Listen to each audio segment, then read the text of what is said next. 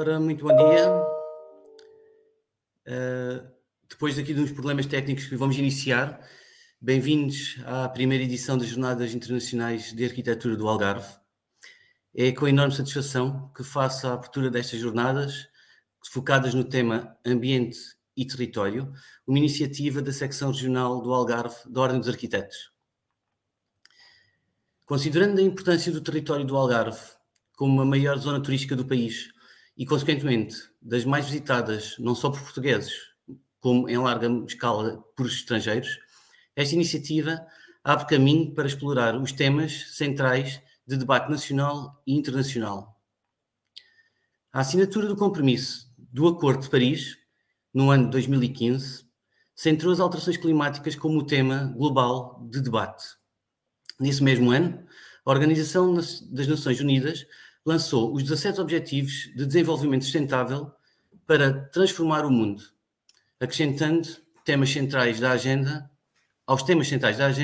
a inclusão e a habitação. Com o aparecimento da pandemia, constatou-se o agravamento da condição humana. Simultaneamente, temos vindo a ser confrontados com eventos extremos de natureza que em muito são atribuídos ao efeito das alterações climáticas. Por isso, importa cada vez mais centrar o debate no cruzamento das questões de saúde pública dos centros urbanos com as questões ambientais.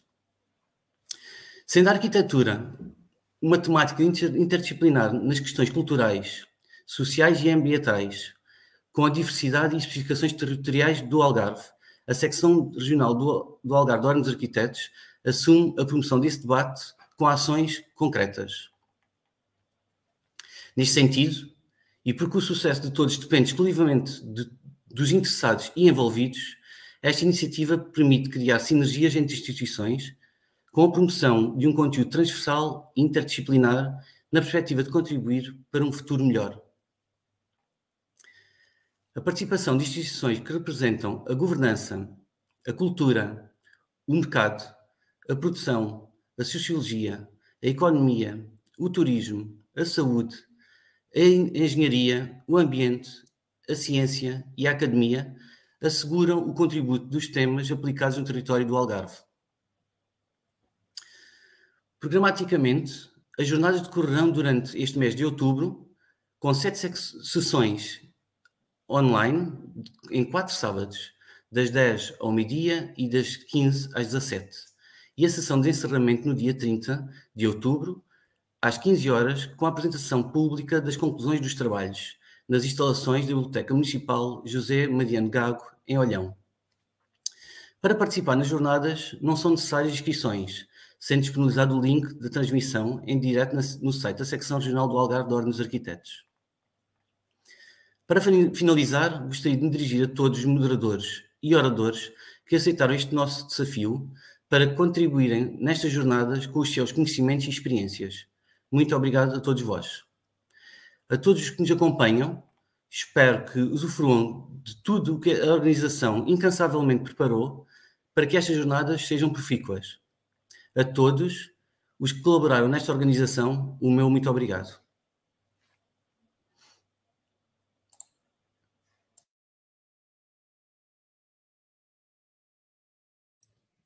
Obrigado, Luís, pelas palavras. Bom dia a todos e bem-vindos à primeira edição das Jornadas Internacionais do Algarve, nesta primeira mesa de apresentações sobre o tema saúde. O nosso grupo de convidados faz as suas apresentações com base nos Objetivos de Desenvolvimento Sustentável, sendo que esta mesa temos o ODS número 1, Erradicar a Pobreza, com a presença da Filipa Silvestre, do Centro Português dos Refugiados, com o ODS 2, Erradicar a Fome, com o Nuno Cabrita Alves, Presidente Regional do Banco Alimentar contra a Fome, e iremos começar por apresentar o ODS 3, Saúde e Qualidade, com a professora Paula Santana, geógrafa e professora catedrática pelo Departamento de Geografia e Turismo da Faculdade de Letras da Universidade de Coimbra e membro integrado do Centro de Estudos e Geografia do Ordenamento do Território da Universidade de Coimbra. Foi coordenadora do projeto europeu EuroHealthy, Shaping European Policies to Promote Healthy Equity, entre 2015 e 2018. Durante os últimos 25 anos, coordenou vários projetos científicos nacionais e representou Portugal em vários projetos internacionais financiados pela União Europeia, como o The-Metric ou o Inequity Cities. Foi ainda colaboradora externa da Social and Public Health Science Unit na Medical Research Council de Glasgow e membro do grupo de revisores do programa da European Science Foundation. Entre 2009 e 2012 foi ainda vice-presidente da CCDR de Lisboa e Vale do Tejo. Atualmente é membro do Conselho Consultivo do Plano Nacional de Saúde 2021-2030 e co-presidente da International Geographical Union Commission on Health and the Environment. Professora, por favor. Muito bom dia a todos. Cumprimento os membros da mesa. Agradeço muito o convite para estar aqui na pessoa do Ricardo Latoeiro. E queria, desde já, dar os parabéns por esta organização, que faz todo o sentido e será muito útil para todos nós, para quem vem aqui e quem nos está a ouvir. O tema que trago aqui está na ordem do dia, a saúde. A saúde está na Agenda 2030 para o Desenvolvimento Sustentável e eu, sendo geógrafa, trago aqui um contributo da minha área disciplinar, tentando, enfim, refletir as questões convosco, pensando que a saúde é o resultado de quem somos, das nossas condições de género e genéticas, mas também do lugar onde vivemos.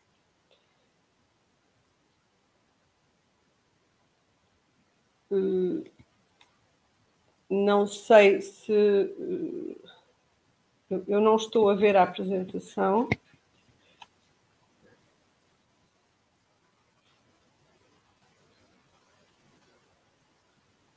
Não sei o que é que se está a passar, porque eu não consigo... Portanto, a apresentação será... Eu irei desenvolver estes minutos que me são proporcionados, apresentando primeiro a importância do ODS 3, mas também a importância do ODS 3 no centro de todos os ODS, e por isso acho que faz sentido estar a iniciar esta conversa com todos. E depois, no final, na terceira parte, irei apresentar um estudo de caso, que foi o trabalho que fizemos na Estratégia Municipal de Saúde de Coimbra. Então, o ODS 3 é um dos 17.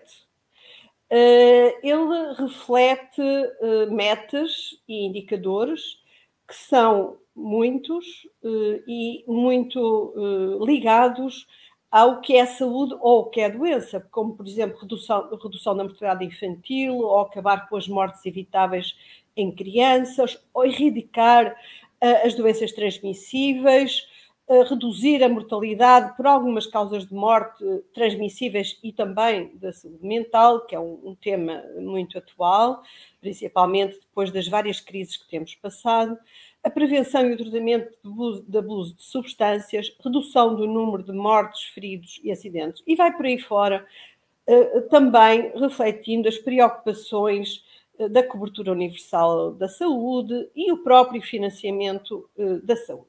Portanto, é um conjunto, uma agenda muito completa, mas muito focada, por um lado, nos resultados em saúde, portanto, nas mortes, nas doenças, e, num segundo aspecto, alguns temas associados aos comportamentos, e, por fim, ao financiamento e à cobertura dos serviços de saúde.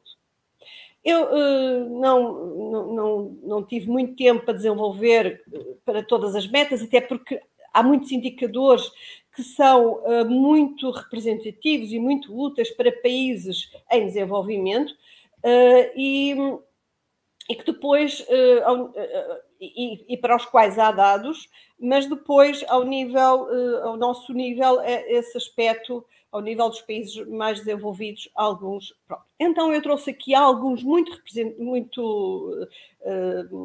exemplificativos apenas para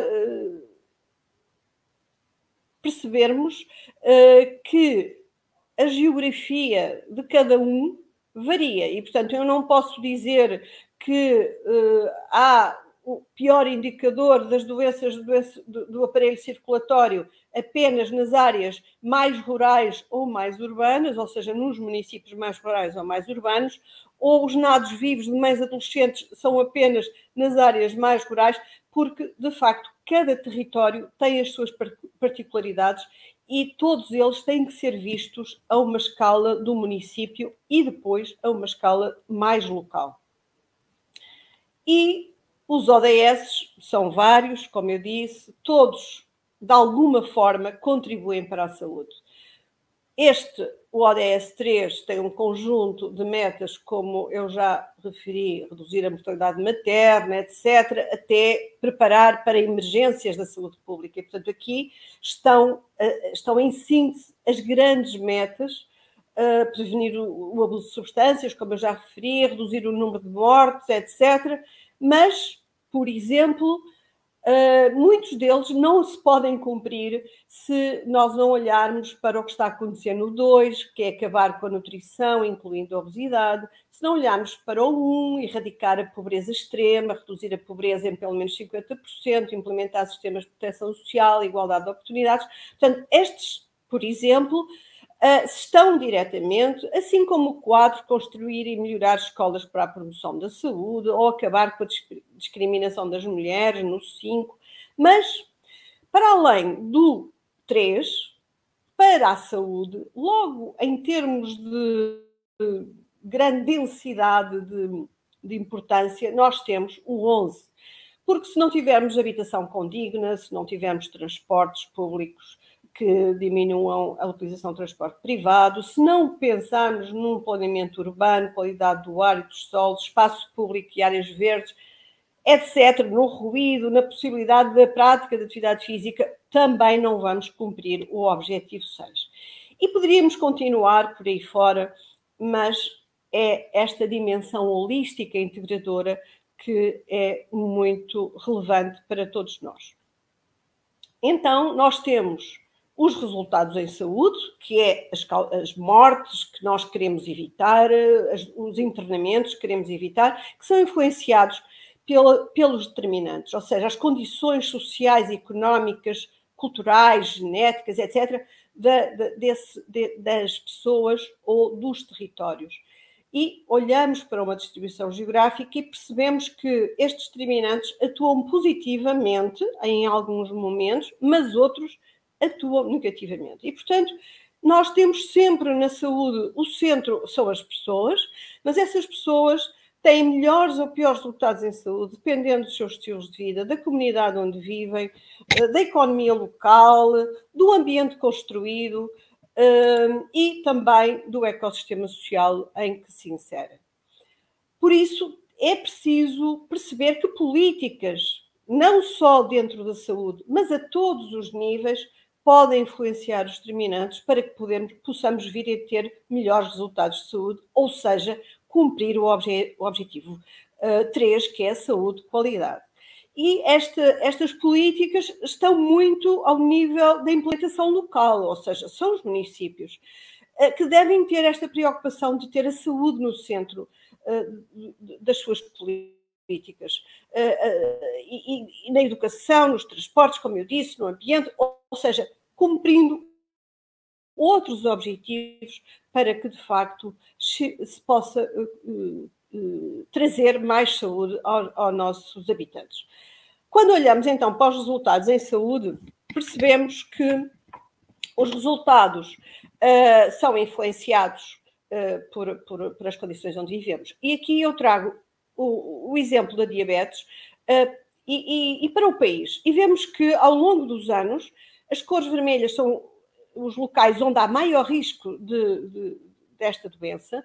E o Algarve, inicialmente, 89, 93, era uma área que tinha 2 ou 3 municípios do litoral com valores um pouco a fugir para cima da média, portanto, com alguma preocupação, e à medida que nos avançamos no tempo, embora este estudo terminou em 2010, nós vemos que o valor aumenta e podemos olhar para municípios que melhoraram e outros que pioraram. E os que pioraram, exatamente, estão aqui localizados no Sotavento. O que é que isto tem a ver com a saúde, ou com o ordenamento do território, ou com a arquitetura? Ora bem, a saúde é o resultado da saúde. Pronto, que a diabetes tem uma influência direta e indireta por os nossos comportamentos, portanto, fatores de risco como o excesso de peso e a obesidade, que são influenciados por comportamentos sedentários, inatividade física e, em alguns casos, o facto da insegurança da área onde se reside ou, sempre, uma dieta não saudável. A intervenção ao nível dos estilos de vida reduz em 58% a incidências de diabetes. Portanto, se trabalharmos ao nível de uma prevenção do sedentarismo, ou seja, possibilitando o espaço público para a atividade física, para uma melhor dieta e espaços mais seguros, com certeza poderemos melhorar a inatividade física, proporcionar uma dieta mais adequada a estilos, portanto, a uma dieta saudável, e também o consumo do tabaco os fumadores têm maior probabilidade de desenvolver a diabetes tipo 2. Claro que um obeso tem 20 vezes maior probabilidade de desenvolver a diabetes e por isso é que o fator de risco, obesidade e excesso de peso, tem um valor que deve ser considerado quando se fala em intervenções ao nível do território. E, por fim, mais recentemente, veio à comunicação em ciência que um obeso tem um aumento do risco de morte por Covid quase 50%. E, portanto, é uma preocupação, também uma preocupação dos últimos tempos. Como é que os aspectos do território influenciam estes fatores de risco? O modo de transporte, ou seja, andar a pé, modos suaves, bicicleta, mas também a utilização de transporte público e menos o veículo de motor privado podem influenciar a atividade física, por exemplo. A procura, e isto tem a ver com as procuras e preferências dos indivíduos nas atividades do seu dia-a-dia, na deslocação para o local de trabalho, para o local de emprego, para o local de educação, e também o consumo de alimentos frescos próximos da sua habitação ou esse tipo de deslocações que estão próximas da sua área de residência. O planeamento de território tem um papel importante nestes aspectos, não só ao nível regional, nacional, regional, mas também ao nível do planeamento local, no desenho, quando desenha o território, quando pensa as densidades, quando proporciona acesso a transporte público, quando aumenta a diversidade do território, a utilização mista do território, usos mistos, e, portanto, tudo isto vai influenciar lá atrás o excesso de peso e obesidade e a diabetes. Mas também há as políticas urbanas que são muitas vezes de ordem nacional e às vezes até europeia e que podem influenciar toda esta cascata. O que é importante sair desta reunião, deste encontro, é que há necessidade de mudar o paradigma para que a saúde esteja no centro de todos os ODS, porque a saúde, de facto, nós verificámos isso nos últimos ano e meio, a saúde é o mais importante, ou seja, sem saúde a economia para e, portanto, a mudança do paradigma, deixar de funcionar em silos para falarmos, para articularmos, para termos uma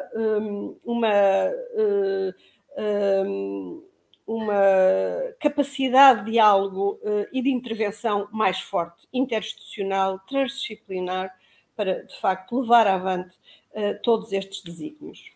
E, por fim, falarei nos últimos minutos no caso de estudo da Estratégia Municipal de Saúde de Coimbra, peço desculpa de não estar a apresentar um caso do Algarve, mas não tenho. E este é um trabalho que foi desenvolvido e terminado muito recentemente e que vos trago aqui. Portanto, uma parceria entre a Universidade de Coimbra e a Câmara Municipal, que tem uma visão integrada com base no projeto das cidades saudáveis da OMS e, principalmente, o que queríamos no processo de desenvolvimento e implementação desta estratégia era a aplicação dos princípios da promoção da saúde. Tínhamos várias abordagens. A primeira abordagem é uma abordagem multidimensional, ou seja, a saúde e o bem-estar que nós analisamos a partir, da maior parte das vezes, das próxis, da doença e da morte.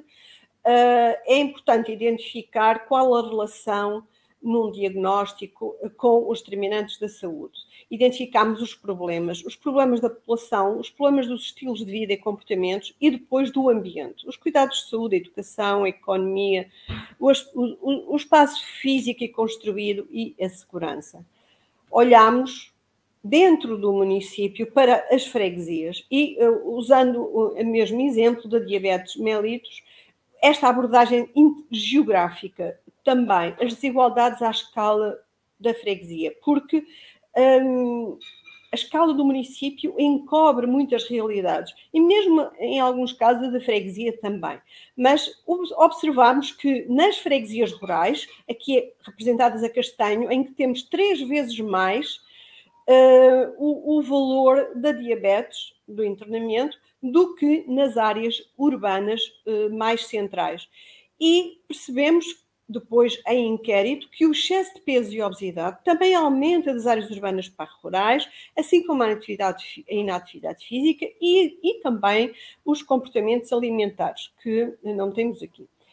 Também temos uma abordagem participativa, ou seja, não é possível desenvolver uma estratégia sem envolver todos os atores locais, os cidadãos em workshops, em processos que não foram muito fáceis porque estávamos quase todos à distância, mas que utilizámos diversas formas para desenvolver esta abordagem integrada no âmbito da Estratégia Municipal de Saúde. E, por fim, a abordagem local. A autarquia como ator-chave na promoção da saúde. A missão da autarquia, concluímos nós com este trabalho, é promover a saúde e a qualidade em saúde, portanto, cumprindo o objetivo 3, mas, para isso, terá que haver uma melhoria contínua das condições do ambiente social, económico, físico e construído e a criação de oportunidades para que todos, independentemente da sua área de residência, do seu género, da sua idade, da sua condição socioeconómica, possam atingir o potencial máximo de saúde e bem-estar. Chegámos então a uma visão que é Coimbra, queremos que o município seja um município onde todas as pessoas têm a oportunidade de nascer, crescer e envelhecer em ambientes que promovam a saúde física e mental, individual, mas também coletiva, porque se não houver saúde coletiva, a individual em algum momento vai estar em causa, como nós vimos agora com a Covid. Aliás, eu não vou dizer que a Covid é boa, porque isso é um disparate, mas alertou-nos para muitos aspectos que estavam esquecidos. E a estratégia coloca as pessoas no centro, pessoas saudáveis. Queremos que as pessoas sejam saudáveis, que atinjam o seu potencial máximo. E para isso temos vários eixos. Identificamos o eixo da mobilidade sustentável do espaço público, o eixo da habitação segura e adequada, o eixo da qualidade de saúde de proximidade, o da coesão social e participação ativa, o da educação e literacia em saúde e o da liderança colaborativa e intersetorial. E quando olhamos para estes eixos, olhamos para eixos que promovem um território saudável, uma comunidade saudável, comportamentos saudáveis e tudo isto também fica beliscado se não houver uma governança saudável. E então identificámos 96 ações dentro de 29 metas e 16 Objetivos Estratégicos. E ligámos aos ODS. Tivemos essa preocupação desde o início. Claro que não identificámos ligações diretas a todos, aos 17, mas a 11 há ligações diretas. E neste quadro de síntese, nós temos, por exemplo, no eixo de intervenção, mobilidade sustentável e espaço público, claro, ligado diretamente à saúde, mas também ligado umbilicalmente ao eixo 11, ao eixo 10 e ao 13, que é a ação climática, as cidades e as desigualdades. No habitação segura e adequada, temos novamente a saúde, o eixo 3, mas agora aqui continua a ser o 11 e o 13, portanto, as cidades e a ação climática, e aparece um eixo, o 7, das energias. Os cuidados de saúde de proximidade continua a ser o 3, mas agora aparece erradicar a pobreza. Portanto, consideramos que não pode ser cumprido sem estarmos alerta para o eixo 1 e o 16 e o 17, que são as parcerias e a paz. Portanto, é impossível desenvolver cuidados de saúde de proximidade se não fizermos parcerias. A coesão social e a participação ativa são estes que também estão aqui, que alguns se repetem. Reparem, o 3 continua e o 11 também. A educação e a literacia para a saúde traz aqui o eixo 2, relativamente à erradicação da fome, a educação de qualidade, a igualdade de géneros, e continua também o eixo 10. O eixo não, o objetivo. Na liderança colaborativa temos o 3, claro, e o 17, que são as alianças e as parcerias. Portanto, termino, deixo aqui com esta imagem e com um repto para este curso de ensino à distância. É um curso que foi promovido pela Universidade de Coimbra em associação com a Universidade de Copenhague e Politécnico de Madrid, e que trata muito bem estas questões da urbanização e da saúde. Muito obrigada a todos. Obrigada, professora, pela apresentação, são sempre excelentes. Relativamente ao Plano Municipal de Saúde, apesar de não existir no Algarve, não deixa de ser também uma excelente referência para que também se possa eventualmente adotar no território. Assim sendo, passamos para o próximo orador, a apresentar o tema do ODS 2, Erradicar a Fome. Temos o Presidente Regional do Algarve do Banco Alimentar contra a Fome, Nuno Cabrita Alves, licenciado em Marketing Empresarial com várias pós-graduações, entre as quais em Gestão de Instituições do Setor Social. Tornou-se voluntário do Banco Alimentar contra a Fome em 2005, passando posteriormente a coordenador, tesoureiro e presidente de direção desde 2013. Foi ainda o primeiro presidente do Conselho de Presidentes da Federação Portuguesa dos Bancos Alimentares contra a Fome. Passo então a palavra ao Nuno. Bom dia. Eu começo por agradecer o convite para participar nesta iniciativa. Efetivamente, é um tema bastante interessante de se poder partilhar e refletir um pouco sobre ele.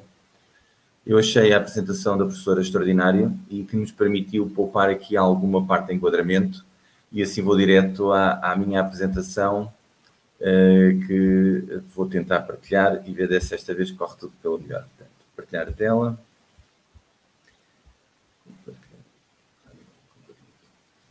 Compartilhar a tela.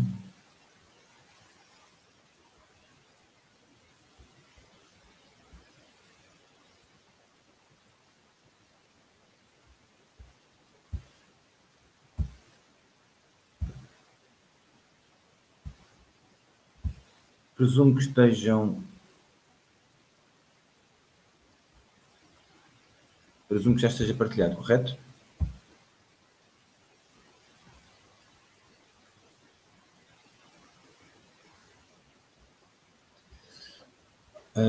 Ok. Portanto, em relação ao Banco Alimentar do Algarve, a nossa apresentação vai incidir sobre uma forma diferente de encarar a fome. Efetivamente, os bancos alimentares têm-se pautado ao longo dos anos por um trabalho que é a luta contra o desperdício alimentar, e em Portugal eles existem há 30 anos, eu vou explorar isso um pouco mais à frente, mas a apresentação de hoje é um pouco aquilo que é um banco alimentar do século XXI e a preocupação que nós temos, mais do que alimentar, mais do que combater a pobreza, é também a possibilidade de alimentar de uma forma diferente. E daí que a apresentação se chama Nutrir Todos com Qualidade.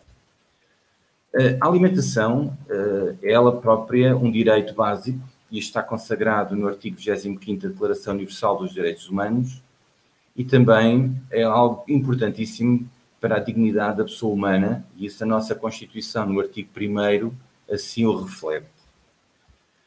Não obstante, existe infelizmente, bastante população a precisar de apoio alimentar e, no caso concreto, os bancos alimentares, sendo uma rede de vários, porque eles estão em Portugal 21, hoje, em 2021, nós no Algarve abrimos as nossas portas em 2007 e o primeiro banco alimentar, como eu dizia há pouco, abriu em Portugal há 30 anos, foi em 1991.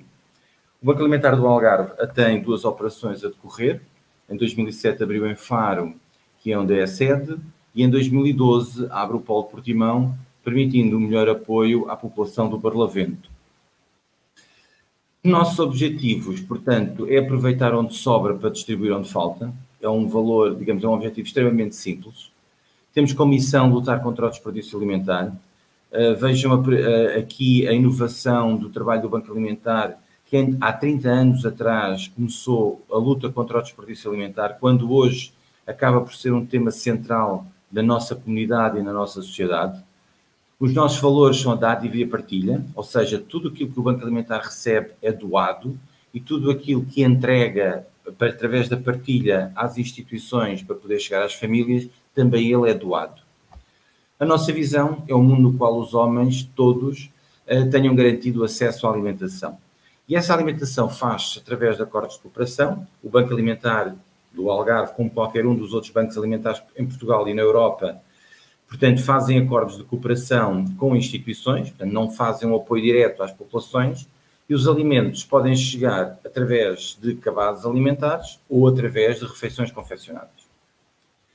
No caso concreto do Banco Alimentar do Algarve, nós temos várias fontes de abastecimento, sendo certo que as principais e as maiores são a recuperação de excedentes e excedentes agroindustriais, excedentes de alimentos que não são comercializáveis ou não foram comercializados por supermercados, por distribuidores, pelo comércio alimentar grossista, pelas padarias, pela indústria alimentar em geral. E depois tem a parte, a componente de contribuição, que é aquela parte onde as populações são chamadas a intervir e a interagir com o Banco Alimentar, através das grandes campanhas de recolha, que são conhecidas de 6 em 6 meses nos supermercados, e que também, de alguma forma, podem também ser feitas através do Vale e do online, e depois também de uma campanha que se chama Toneladas de Ajuda. Este gráfico demonstra exatamente aquilo que nós temos feito nesta região ao longo destes quase 15 anos. E se vocês verificarem, nós temos aqui vários períodos que são fáceis de identificar, que é o 2007 até 2012, onde o Banco Alimentar do Algarve tem uma atividade regular. Numa linha mais escura são os alimentos da própria, portanto, são os alimentos globais, a quantidade global que o Banco Alimentar distribui na região. Depois tem uma linha mais clara, a mais clara de todas, que tem a ver com a política pública de apoio alimentar, que no caso de Portugal não é um programa alimentar nacional, é sempre o programa alimentar europeu, que teve 2 formas, uma até 2016 e depois de 2017 para cá assumiu uma outra forma, um outro programa. A linha que acaba por ir pelo meio é a linha do próprio trabalho do Banco Alimentar, que são os seus excedentes. E então, como eu dizia, entre 2007 e 2012, nós temos uma atividade regular que resulta basicamente daquilo que é as campanhas que fazíamos na região e foi o período em que também fomos criando estrutura e criando a nossa implementação no Algarve.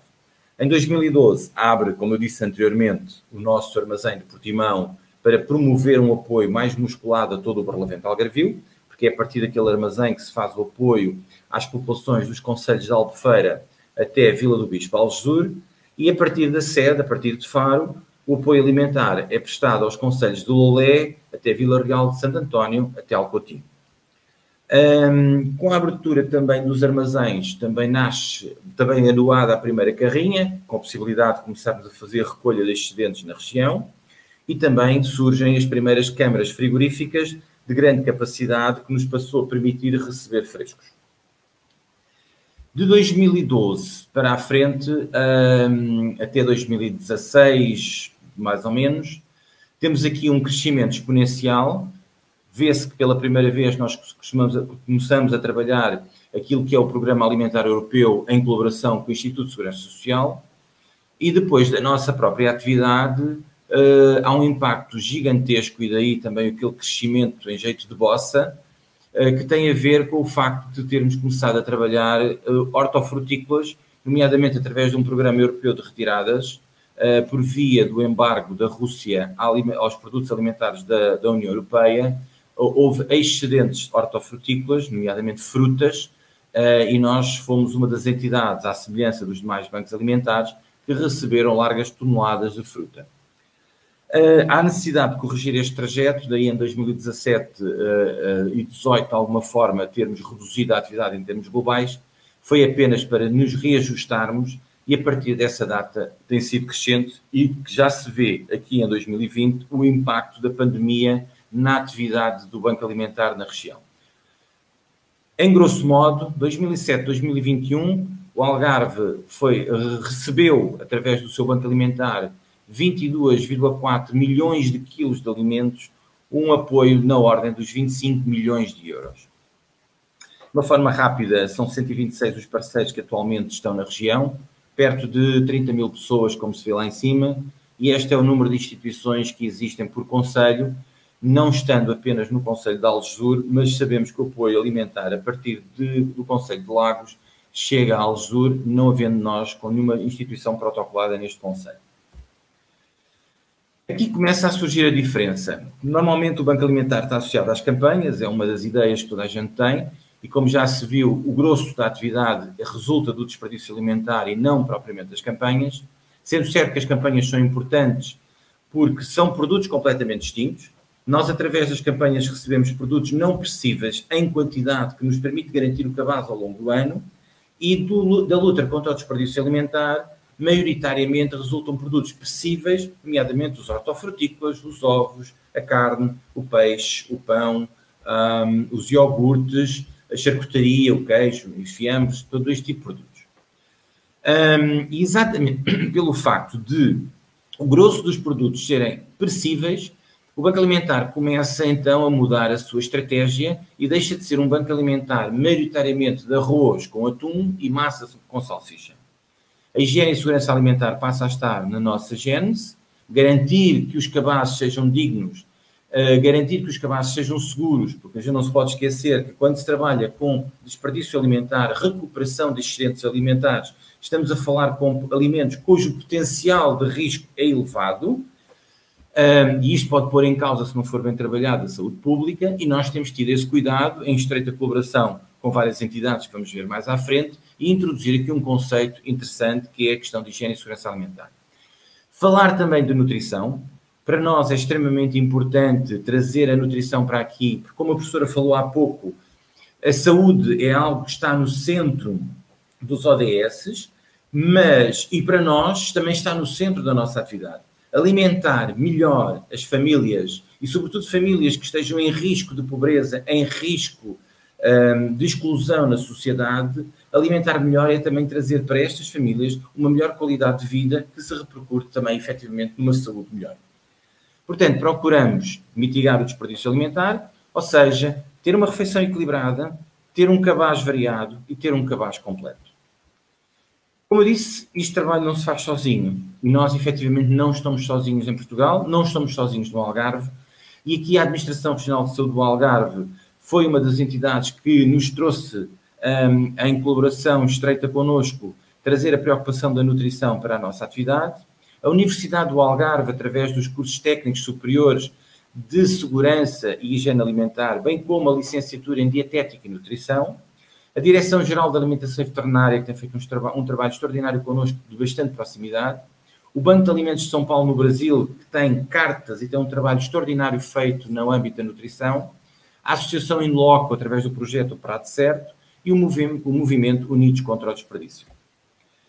O caminho, tendo estas parcerias, o caminho que tem sido feito ao longo dos últimos meses, diria já último ano e meio, foi passar, por exemplo, a melhorar, quando há donativos para a consignação de alimentos, nós passamos a comprar melhor, ou seja, procuramos ter melhor proteína, melhorar a qualidade da gordura e deixar cair os processados. Do que é que eu estou a falar? Estou a falar de não ter salsicha, ou seja, se houver uma doação de salsichas nós recebemos, mas naquilo que é a compra de alimentos com donativos consignados, perdão, nós deixamos de comprar salsicha, deixamos de comprar óleo, passamos a ter mais azeite, passamos a ter leguminosas secas, ou seja, melhoramos a qualidade da proteína e melhoramos também a qualidade da gordura.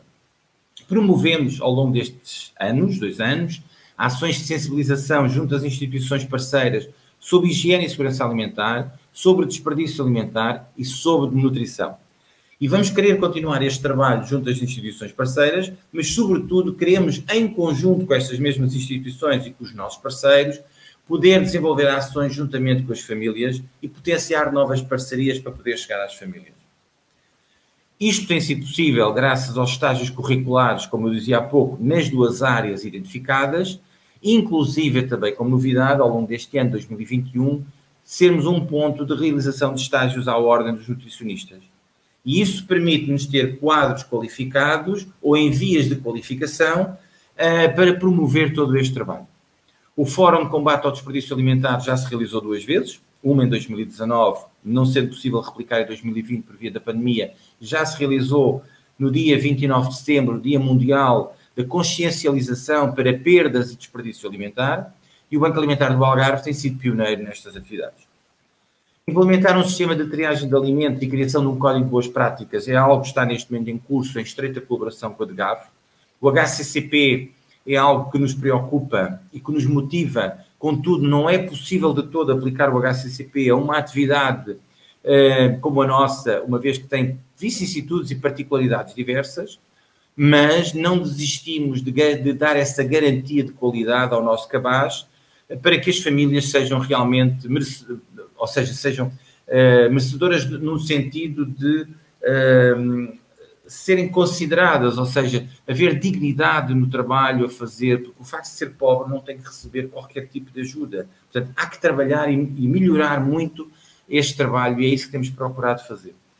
A diversificação dos cabazes por via de novas fontes de abastecimento. Quando eu dizia há pouco que nós parámos em 2016, 2017 para nos reinventarmos e perceber que caminho é que estávamos a fazer e que caminho é que deveríamos fazer, foi exatamente isto que aconteceu. Foi procurar novas fontes de abastecimento, foi aumentar a diversidade do cabaz e ter novos produtos e, sobretudo, uma coisa que eu não referi, o Banco Alimentar do Algarve, durante um período muito largo da sua existência, na primeira fase, era dos bancos alimentares em Portugal que tinha o cabaz com a quantidade per capita por indivíduo mais baixa do país. E hoje é exatamente o oposto. Tem um cabaz mais variado e também tem um cabaz cuja quantidade per capita é muito elevada, não obstante ainda não ser suficiente, mas estamos conscientes que o nosso trabalho irá chegar aonde pretendemos. E reforçar as fontes de abastecimento com produtos nutricionalmente apetecíveis. Se porventura nós não recusamos doações, porque não o fazemos, qualquer tipo de alimento que nos é doado, o Banco Alimentar do Algarve recebe. Quando é aquilo que é a nossa proatividade de procurar mais alimentos ou novos alimentos, vamos fazê-los naquilo que é nutricionalmente possível para ter um cabaz equilibrado. E é por isso que hoje estamos em condições de sugerir às nossas instituições parceiras, à rede, um cabaz standard de alimentos, por forma a que elas próprias possam fazer cabazes o mais equilibrados possível e o mais dignos possível para melhorar a qualidade de vida dos destinatários. A distribuição dos hortofrutícolas, dos tubérculos, de acordo com as recomendações nutricionais, está bastante avançada. Foi logo o primeiro ponto de partida para esta nova forma de fazer cabazes e abordar o apoio alimentar junto às populações. É dos bancos alimentares que mais hortofrutícolas trabalha, e isso tem sido extremamente importante.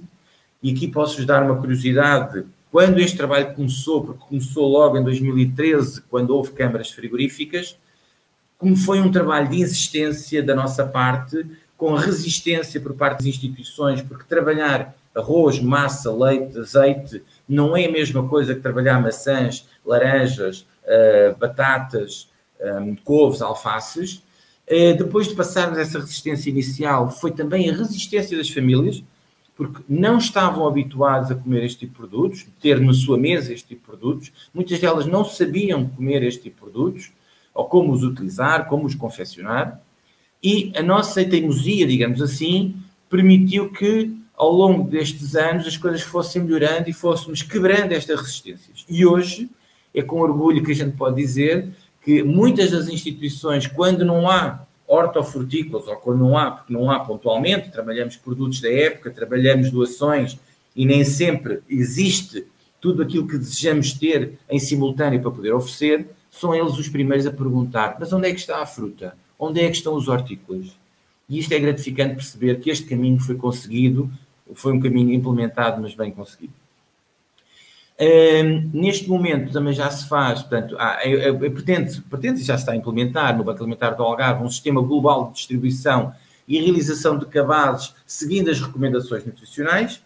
Foi testado em 2021 nos hortofrutícolas, em 2022 já vai ser implementada toda a distribuição. O cabaz vai seguir uma recomendação nutricional, obviamente sempre estamos a falar de padrões médios, porque a alimentação varia de indivíduo para indivíduo, de acordo com as suas características, faixa etária, enfim, uma série de fatores, mas que nós obviamente faremos sempre em termos médios.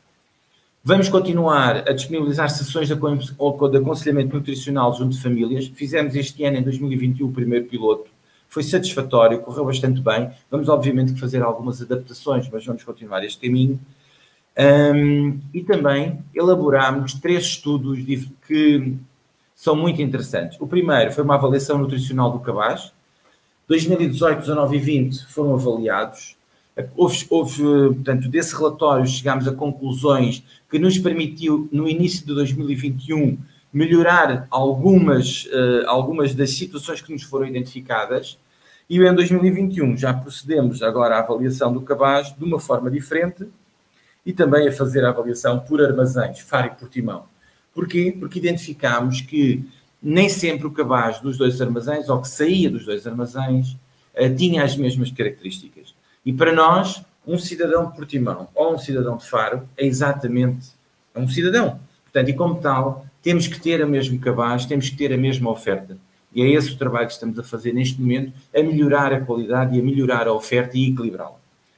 Fizemos também, com uma amostra reduzida a 90 famílias de todo o Algarve, neste caso assentes especificamente nos concelhos de Faro e Portimão, um estudo de avaliação sobre a insegurança alimentar dos destinatários, perceber se as pessoas tinham ou não tinham acesso a alimentos em quantidade, em qualidade, e isso também nos permitiu perceber que havia um trabalho enorme para ser feito e que este piloto, apesar de ter corrido bastante bem, é o princípio de um estudo que vai começar agora no final de 2021 e que vai apanhar parte do ano 2022, onde a amostra vai ser superior, vai apanhar todos os concelhos do distrito onde o Banco Alimentar está implementado e ter então uma avaliação muito mais robusta e muito mais segura para ir monitorizando não só o nosso trabalho, mas sobretudo também a percepção das famílias em relação ao cabaz e aos alimentos que o Banco Alimentar distribui.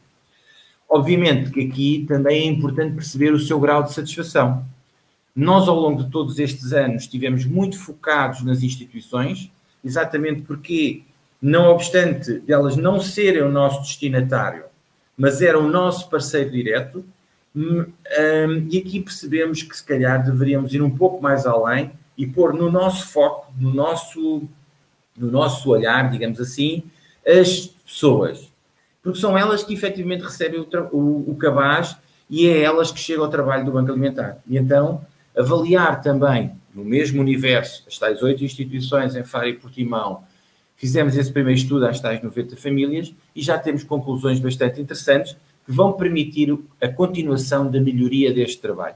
Obviamente que, tal como o estudo de avaliação da segurança ou da insegurança alimentar, também a satisfação dos cabazes vai fazer parte deste novo estudo mais alargado que vai decorrer, como eu dizia, entre o final deste ano e os próximos meses do próximo ano.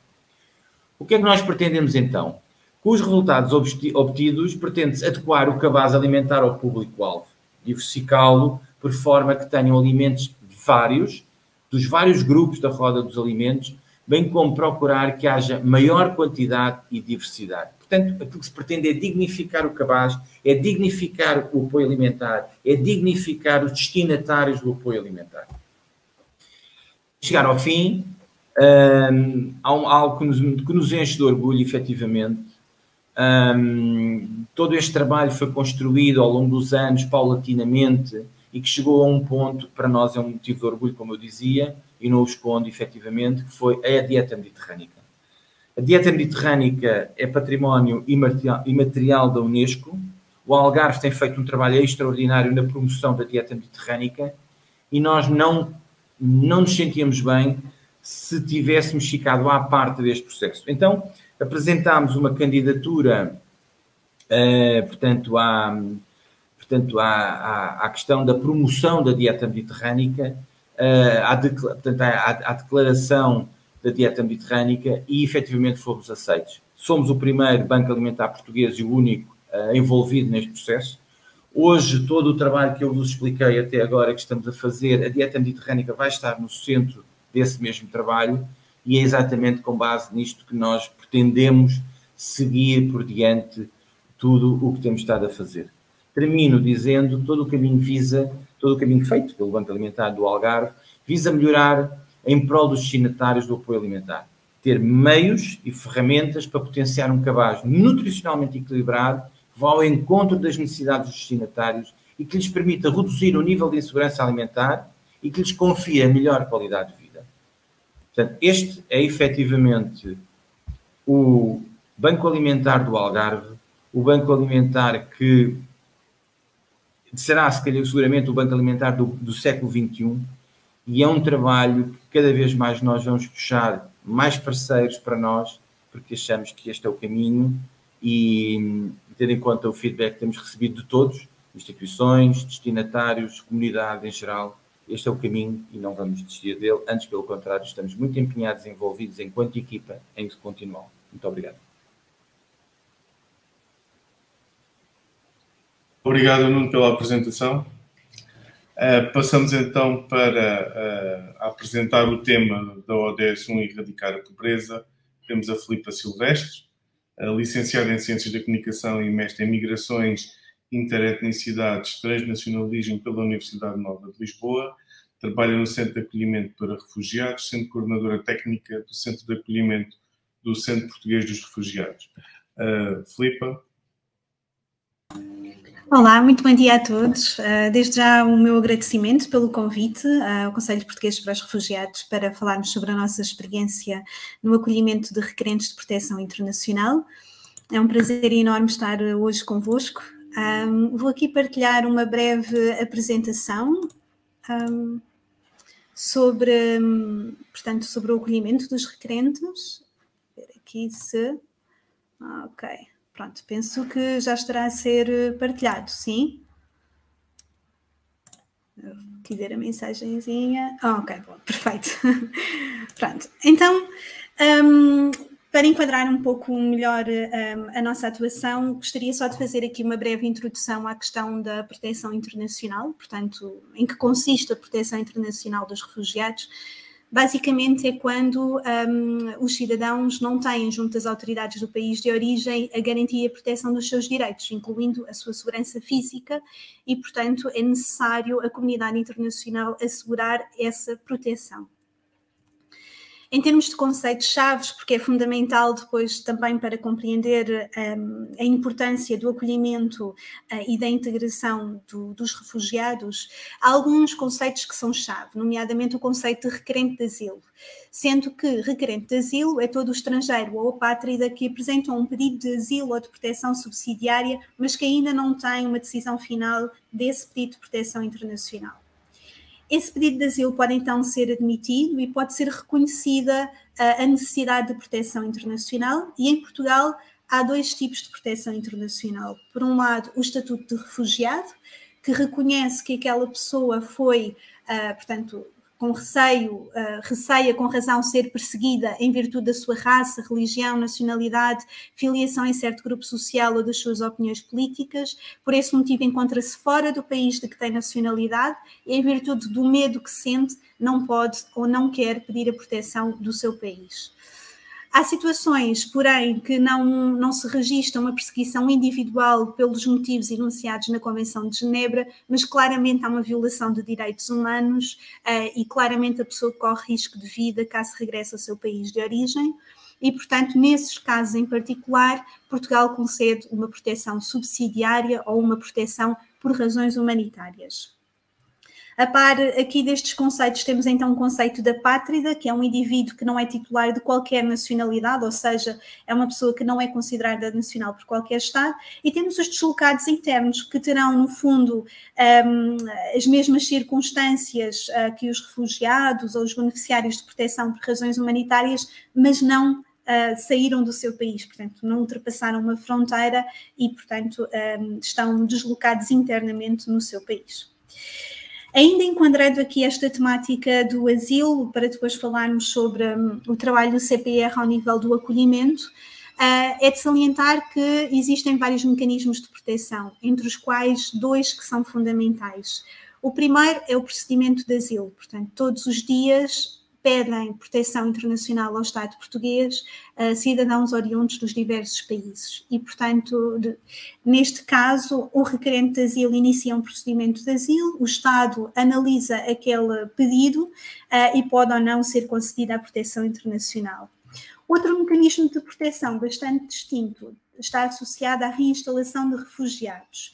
Em que é que consiste? No fundo, na seleção e transferência de refugiados de um primeiro país de asilo, em que se encontram em condições muito precárias, por vezes ao longo de gerações, para um país que aceita acolher e conceder-lhes um direito de residência permanente. Portanto, na realidade, a reinstalação é um programa de solidariedade, em que o objetivo é proteger os vulneráveis, os mais vulneráveis. Imaginemos, por exemplo, alguém que fugiu do Sudão por motivos de perseguição devido a razões políticas, por exemplo, que chega ao Egito, onde é reconhecida a sua necessidade de proteção internacional pelo Alto Comissariado das Nações Unidas para os Refugiados, mas no Egito não tem qualquer reconhecimento por parte das autoridades egípcias, não tem acesso à saúde, não tem acesso à escola, por serem negros são vítimas de violência física, verbal, sexual, de uma base bastante regular e, portanto, não há qualquer tipo de segurança ou qualquer tipo de perspectiva de integração e as condições em que vivem são bastante precárias. O Alto Comissariado das Nações Unidas para os Refugiados vai identificar as pessoas que estão mais vulneráveis nestes casos e solicitar a um país terceiro, por exemplo, Portugal, para acolher numa perspectiva já de integração, numa perspectiva duradoura.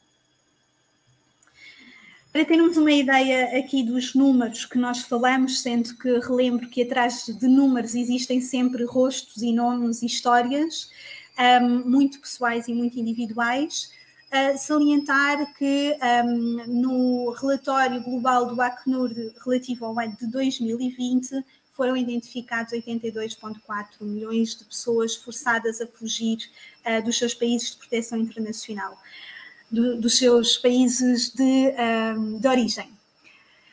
Por mais incrível que pareça para algumas pessoas, a Europa acolhe um número muitíssimo reduzido desta população. esta percentagem creio que é bastante significativa. Portanto, 86% das pessoas que são forçadas a sair do seu país encontram-se alojadas em países em desenvolvimento, nomeadamente os países que acabam por ser fronteiriços àqueles de crise, não é? Temos a Turquia, a Colômbia, o Paquistão, o Uganda e depois, em quinto lugar, então, a Alemanha. Então, em Portugal, para ter aqui uma visão mais clara, a lei de asilo tem apenas um único procedimento, portanto é constituído por uma fase de admissibilidade e posteriormente uma fase de proteção, e podem então haver duas formas de proteção internacional, estatuto de refugiado e proteção subsidiária. Números, só para termos aqui uma ideia.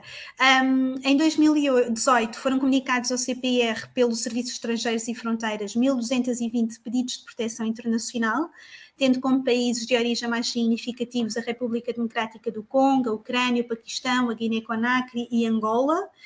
Em 2019 foram comunicados 1.684 pedidos de proteção internacional, nomeadamente de Angola, Gâmbia, Guiné-Bissau, República da Guiné, República Democrática do Congo, Venezuela e Ucrânia. E em 2020, 893 pedidos de proteção internacional, nomeadamente da Gâmbia, Angola, Guiné-Bissau, Marrocos, República da Guiné e Senegal. Portanto, verifica-se aqui uma diminuição do número de pedidos de proteção internacional, o que se crê estar relacionado com o impacto da pandemia ao nível da circulação global. Não obstante, importa salientar que continua a existir conflitos, continua a existir violação de direitos humanos e, portanto, a necessidade de proteção internacional mantém-se, independentemente de estar explícito ou não nestes números ao nível do contexto nacional. Desafios no acolhimento de requerentes de asilo e de beneficiários de proteção internacional. Portanto, com base nos conceitos que anteriormente vimos, há aqui uma questão que é fundamental. Nós estamos a falar de pessoas que foram forçadas a sair do seu país de origem. Portanto, o grau de escolha é extremamente reduzido. A maior parte das pessoas nunca imaginaram que viriam a encontrar-se numa situação de refúgio. Estamos a falar de pessoas, muitas delas que tinham no seu país um estatuto, que tinham no seu país condições muito significativas ao nível de vida e que tiveram que fugir e chegam a uma sociedade que lhes é totalmente diferente. Portanto, em primeiro lugar, um dos grandes desafios é a questão da língua, não só para acesso aos serviços, mas obviamente depois para toda a integração na comunidade e para encontrar um emprego que é extremamente importante em termos da autonomia financeira, em termos da valorização e autoestima da própria pessoa enquanto indivíduo. Outra questão muito importante é a ausência da rede social de suporte. Portanto, nós estamos a falar maioritariamente de pessoas que chegam sozinhas ao nosso país e que não têm qualquer tipo de contactos, o que dificulta muito o processo de integração. Por último, a questão da documentação, pese embora haja sempre um documento que, ao abrigo da lei de asilo, identifica a pessoa como requerente de proteção internacional ou beneficiário de proteção internacional. O que nós verificamos muito é que ainda há muito desconhecimento por parte da sociedade, inclusive de entidades potencialmente empregadoras, relativamente à documentação, e há ainda também muita discriminação.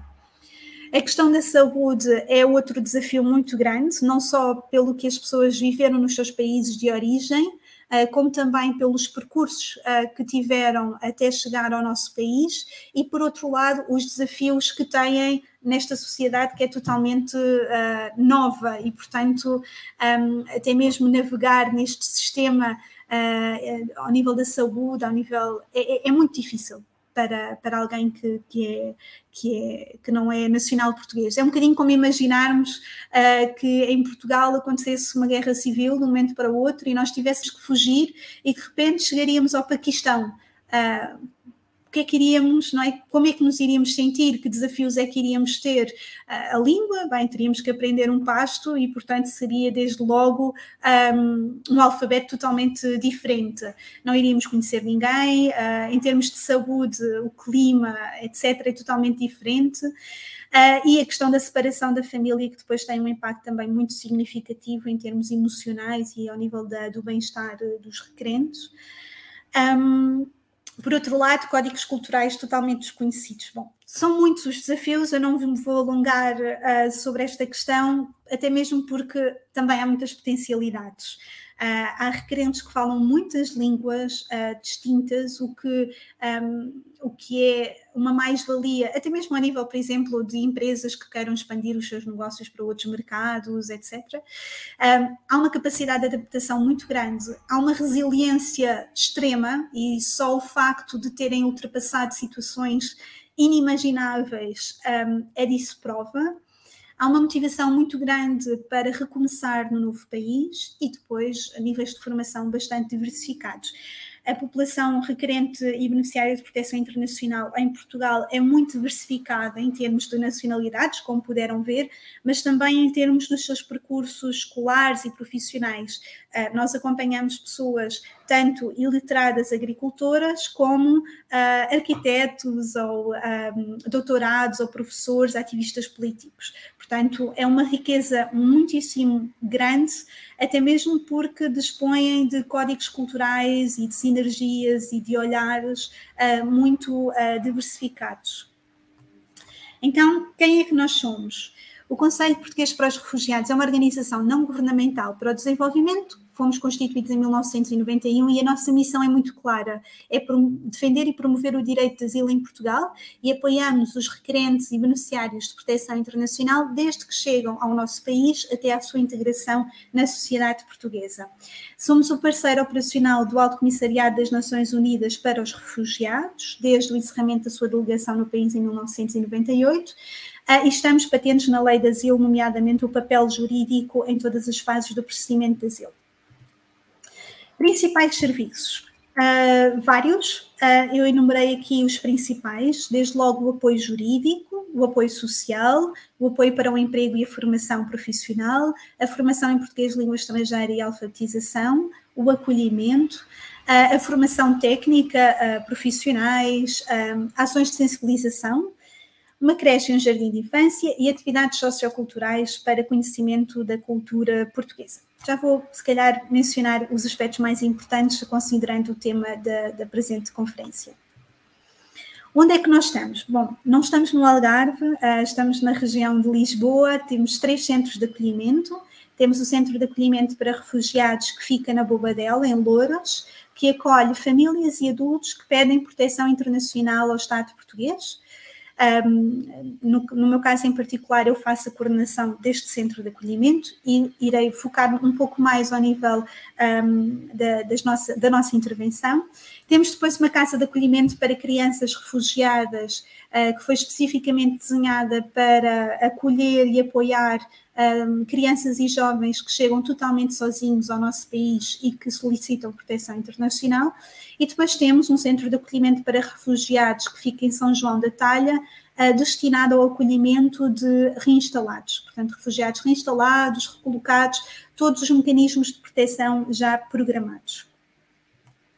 Então, falando aqui um bocadinho mais sobre o Centro de Acolhimento para Refugiados e o trabalho também ao nível de um acolhimento digno de quem pede proteção internacional ao Estado português. Portanto, o Centro de Acolhimento para Refugiados acolhe famílias e adultos que pedem asilo em Portugal e que se encontram em situação de carência económica, sendo encaminhados pelo Serviço de Estrangeiros e Fronteiras para o acolhimento pelo CPR. Então, desde logo, temos um grande desafio, que é a imprevisibilidade. Nós nunca sabemos quem vamos acolher, nem quantas pessoas iremos acolher em cada dia. Portanto, tanto podemos acolher 5 homens individuais, como podemos acolher 2 homens e 2 mulheres, como podemos acolher grávidas, agregados monoparentais, agregados nucleares, agregados familiares nucleares. Podemos acolher transgêneros, podemos escolher, enfim. Claramente, a imprevisibilidade no acolhimento é um grande desafio, porque a nossa missão é dar uma resposta imediata e a mais ajustada possível às necessidades de cada requerente de proteção internacional. Para terem uma ideia, em 2020, o Centro de Acolhimento para Refugiados apoiou 1.675 requerentes de proteção internacional de 68 nacionalidades diferentes. Portanto, aqui reside uma enorme riqueza, mas também o nosso segundo desafio, que é a diversidade, em termos de códigos linguísticos, códigos culturais, de perspectivas sobre a sociedade.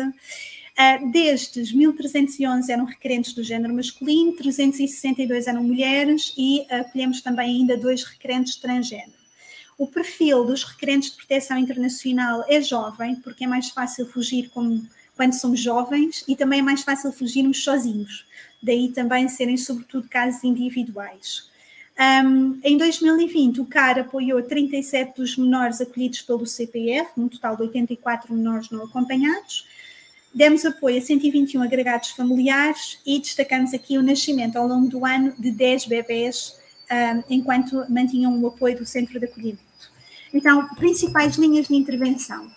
O nosso objetivo é garantir um acolhimento digno a todas as pessoas que pedem proteção internacional ao Estado português. E para isso nós trabalhamos em vários eixos de intervenção, nomeadamente e desde logo a questão da proteção. Portanto, garantir que as pessoas quando chegam se sentem e estão protegidas a vários níveis, inclusive de questões relacionadas com a discriminação que possa eventualmente existir até mesmo na sociedade de acolhimento, e por isso é que a questão de partilhar connosco, com os outros a nossa experiência é fundamental.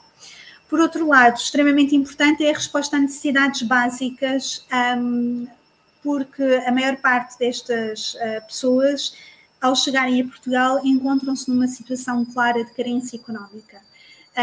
É necessário assegurar o alojamento, é necessário assegurar a alimentação, é necessário assegurar o vestuário, é necessário assegurar produtos de higiene e de limpeza, e, portanto, tudo aquilo que são necessidades básicas e que sejam ajustadas também à diversidade cultural que vamos encontrar. Neste sentido, para dar um exemplo, ao nível da alimentação, o que o CPR faz é a atribuição de um apoio pecuniário para que seja o próprio requerente a comprar os seus alimentos.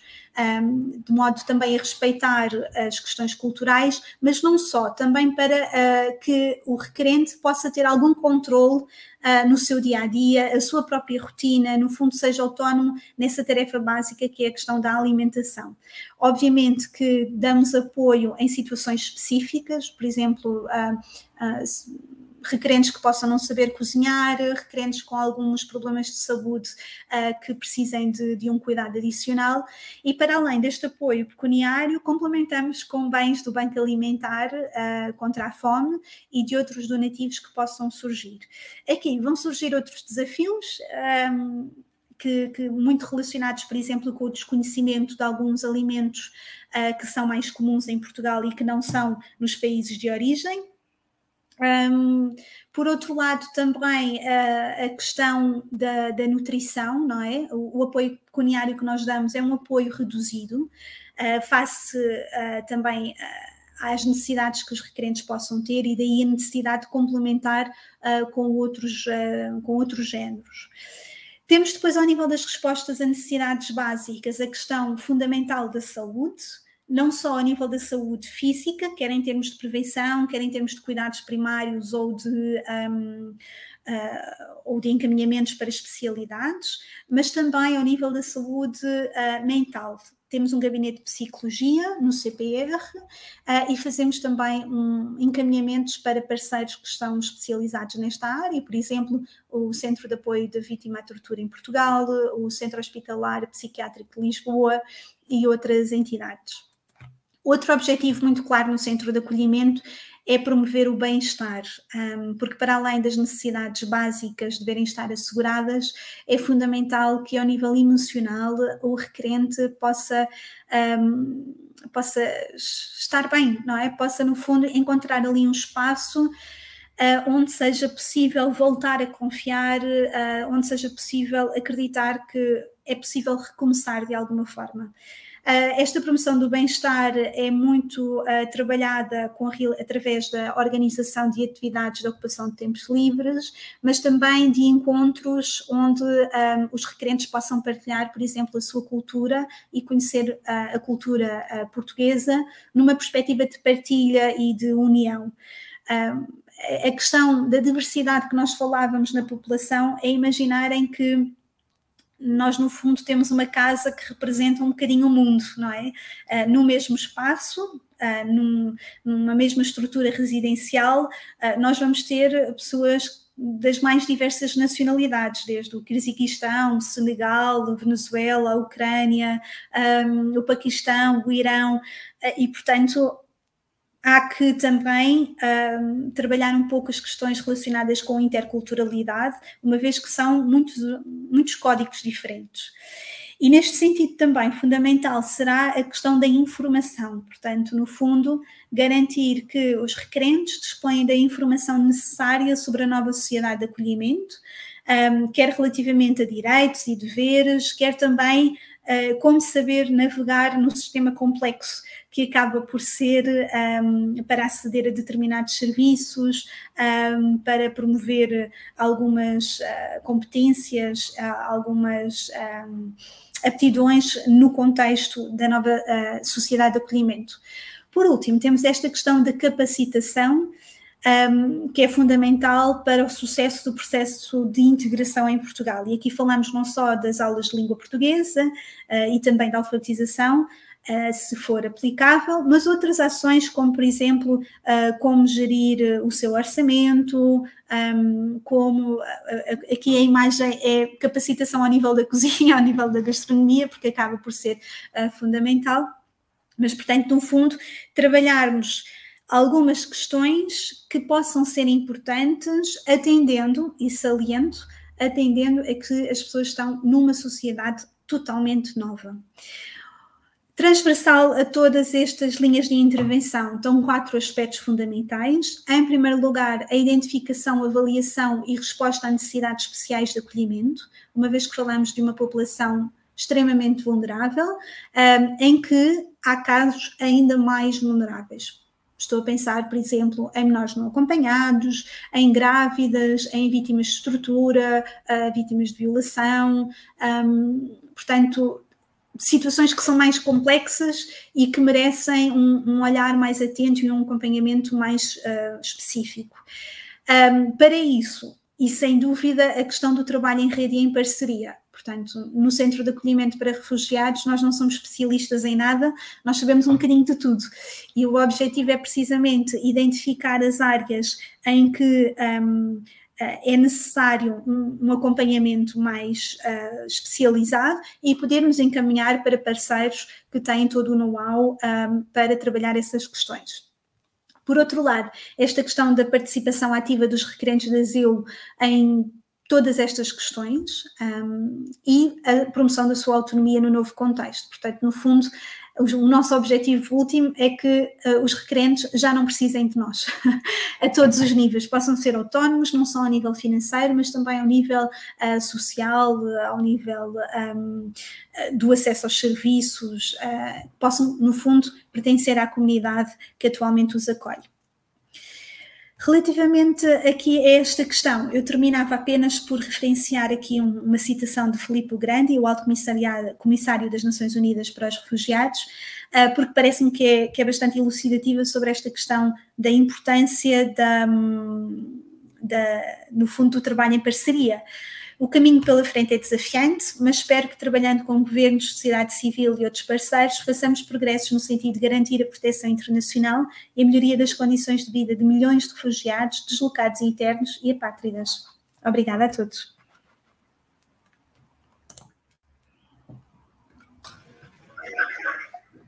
Obrigado, Filipa. Eu queria, sobretudo, agradecer não só a vossa presença e as vossas apresentações, mas, sobretudo, agradecer-vos o facto de terem partilhado, seja os próprios interesses de investigação da professora Paula Santana, para tentarmos ter um mundo um bocadinho melhor, mais preocupado também com as questões da saúde e do bem-estar, que é essencial. Mas, sobretudo, também, agora, nas últimas 2 apresentações do Banco Alimentar e do Centro Português dos Refugiados, sobretudo agradecer o vosso papel social. É muito importante para o equilíbrio também da sociedade e, sobretudo, no Algarve, tem um papel fundamental. Portanto, queria agradecer aos 3 oradores e queria também informar toda a programação deste evento está na nossa página no nosso site www.oasralg.org e nas redes sociais da secção, nomeadamente o Facebook, o Instagram e o Telegram.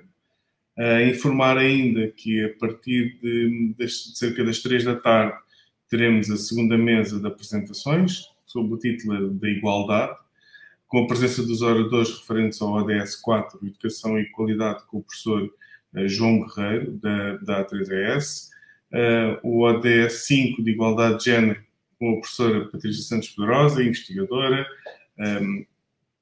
e com o ODS 8, Trabalho Digno e Crescimento Económico, com a doutora Ana Paula Rosa, do International Organization for Work, se não me engano. A moderação será feita pela minha colega Mónica Sofia Rosa. Participem.